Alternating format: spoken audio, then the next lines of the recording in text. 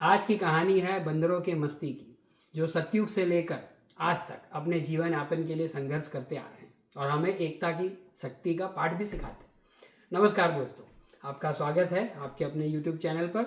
और मैं जिग्नेश एक बार फिर आपके लिए लेकर आया हूँ एक नई और ताज़ा तरीन कहानी। आशा करता हूँ कि आपका सप्ताह अच्छा बीता होगा। तो चलिए फिर शुरू करते हैं आज की कहानी। आज की कहानी है बंदरों की मस्ती।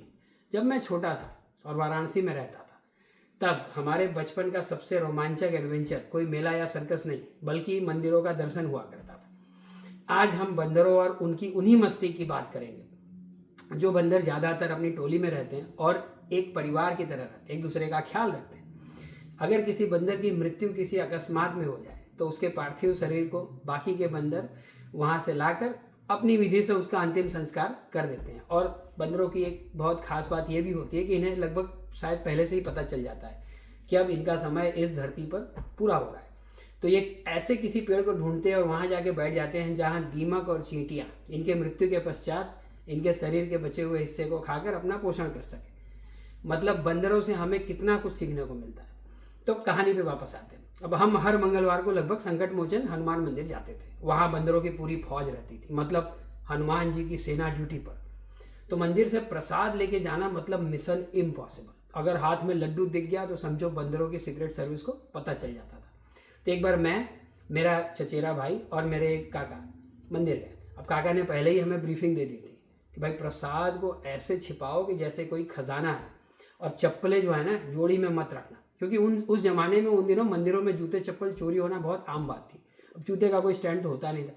तो काका की एक खास ट्रिक थी, एक चप्पल उत्तर दिशा में, एक चप्पल दक्षिण दिशा में। चोर भी कंफ्यूज और बंदर भी कंफ्यूज। अब हमारी कहानी में ट्विस्ट आया। अब मेरे भाई ने प्रसाद तो अच्छे से छिपा लिया था, वो साल वगैरह ओढ़ के अंदर, पर एक सातिर बंदर था, उसने देख लिया कि भाई, और वो सीधा उसके पीछे लग गया। अब मेरा भाई भी हीरो बन गया, बड़ा दौड़ने लगा। फिर पलट के वो बंदर को हल्की सी लात मारने की कोशिश कर रहा था। तो हम किसी तरह मंदिर से बाहर निकल गए, प्रसाद बचा लिया। हमें लगा कि हम तो जीत गए, पर बनारस के उन बंदरों का नेटवर्क बड़ा स्ट्रांग था भाई। मतलब ऐसा लगता था उनके पास अपना कोई सैटेलाइट वगैरह था। तो जैसे ही हम संकट मोचन से दुर्गा कुंड मंदिर पहुंचे, तो एक बंदर वहाँ पेड़ से उतरा और जैसे हमें जानता हो पूरे ट्रैफिक को चीरते हुए आया और मेरे भाई की टांग पकड़ के काट लिया। भाई मतलब उस दिन पता चला कि इंजेक्शन का खर्च उस प्रसाद के खर्च से कई गुना ज़्यादा था। तो हम समझ गए कि भाई बंदरों से पंगा नहीं लेना चाहिए। एक और किस्सा तो बहुत फिल्मी है। एक बार मेरी मम्मी और मेरी चाची रसोई में खाना बना रही थी। उस दिन बनारस के जो घर होते हैं बड़े खुले होते थे, दो दो दरवाजे, खिड़कियाँ, सब कुछ। तभी एक बंदर चुपके से घर में घुस गया, सीधा किचन में। मम्मी ने बेलन उठाया, हट हट करते हुए उसे भगाने लगी, लेकिन हड़बड़ी में दरवाजा बंद कर दिया और तीनों, मतलब चाची, मम्मी और वो बंदर उस कमरे में बंद हो गए और तीनों अंदर से चिल्ला रहे हैं। अब बंदर आराम से बैठ के वो कढ़ी वगैरह खा रहा था और मेरी मम्मी और चाची चीख रही थी। अब अंदर क्या हुआ ये राज शायद उन तीनों को ही पता है। बस इतना जानते हैं कि खाने के लिए हमारी कढ़ी सिर्फ आधी बची थी। उस समय लोग ना कपड़े छत पे सुखाते थे, अब तो आ गए वो ड्रायर वगैरह। तो एक बार मेरी मम्मी कपड़े छत पे सुखा रही थी, तभी एक बंदर आया और एक साड़ी लेके भाग गया। अब मम्मी ने सोचा आज तो मैं इसे सबक सिखाऊंगी। हाथ में डंडा या बेलन कुछ लिया और उसके पीछे दौड़ी। अब उसे क्या पता था बेचारी को कि वहाँ तो बंदरों की पूरी टीम मौजूद थी। अचानक एक बंदर छलांग करके मेरे माँ के कंधे पर बैठ गया। अब सीन ये है, आप सोचिए, मेरी माँ भाग गई, उसके कंधे पे वो बंदर बैठा, वो भी चिल्ला रहा है, और बाकी के बंदर इधर उधर आसपास में उछल कूद रहे। पता ही नहीं चल रहा था कि कौन किसको डरा रहा है। अब ऐसा ही कुछ हुआ अभी कुछ साल पहले, जब मैं और मेरी पत्नी गोकुल गए थे घूमने। सोचा था भक्ति, शांति, मक्खन का आनंद लेंगे, पर वहाँ के बंदर तो बिल्कुल नेक्स्ट लेवल। और वहाँ के बंदरों का नियम एकदम साफ था, जो भी चमकेगा वो उनका ही, मतलब कैमरा, चश्मा, मोबाइल, कुछ भी, सब ओपन ऑफर।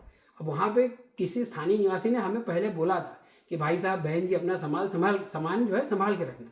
लेकिन हम तो टूरिस्ट वाले आदमी, अरे भाई ये क्या फ़र्क पड़ता है, छोड़ो। और तभी एक फुर्तीला बंदर वो कूदते हुए आया, मेरी पत्नी जो जिगी है उसका चश्मा लेकर भाग गया। अब दृश्य कुछ ऐसा था, आगे बंदर कूदे जा रहा है, पीछे हम सब, और बीच बीच में जिगी की आवाज़, अरे मेरा चश्मा, मेरा चश्मा, बिना चश्मे के तो मुझे तुम लोग भी नहीं दिख रहे हो।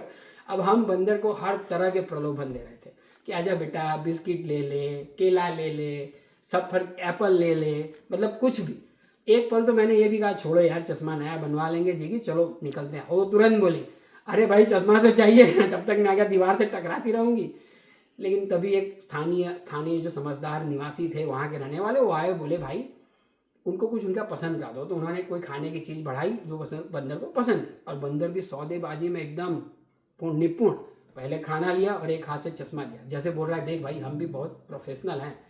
तो भाई जीवन में ना बंदरों ने हमें बहुत कुछ सिखाया, प्रसाद कैसे छिपाना है, चप्पलें कैसे अलग अलग रखनी है, और कैसे एकता से एकजुट के साथ रहना है। तो आज भी मैं ना बंदरों को जब देखता हूँ तो बनारस के वो दिन याद आ जाते हैं भाई। मैं जब भी बंदर देखता बोलता हूँ भाई मेरे हाथ तो खाली हैं, सब कुछ मैं खा चुका हूँ। शायद आपके पास भी ऐसे प्रसंग होंगे बंदरों के, क्योंकि आजकल बहुत आम बात है, लेकिन उस ज़माने के बंदर भाई अलग लेवल थे मतलब।